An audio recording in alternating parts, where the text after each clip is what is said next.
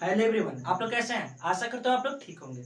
आप सभी जानते हैं कि पिछले भी 2 दिन अनंत अंबानी का शादी था। अनंत अंबानी जो मुकेश अंबानी के छोटे बेटे हैं, उनका शादी था। उनमें खेसारी लाल यादव भी गए थे और पवन सिंह भी गए थे। इन लोग में याद रखिएगा, इन दोनों में आज तक कोई भी कंट्रोवर्सी नहीं हुआ है। हाँ, कंट्रोवर्सी कराने वाला एक चंद यूट्यूबर सब है।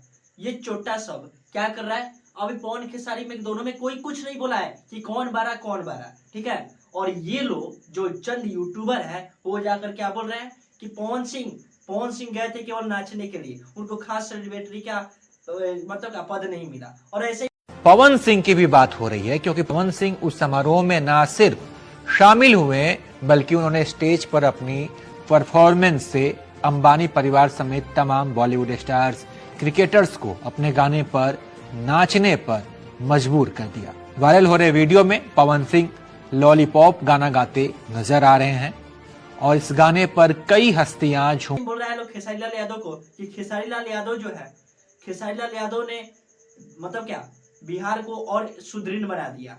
खेसारी लाल यादव ने भोजपुरी इंडस्ट्री का सार बढ़ा दिया, मान बढ़ा दिया, ऐसे करके बोल रहा है लोग। पवन सिंह को नीचे गिरा रहा है, कोई खेसारी को नीचे गिरा रहा है। यार ये सब क्या हो रहा है? जब उन लोग सल्टा दिया है, झगड़ा सब खत्म कर दिया है, तो तुम लोग ये क्या कर रहे हो?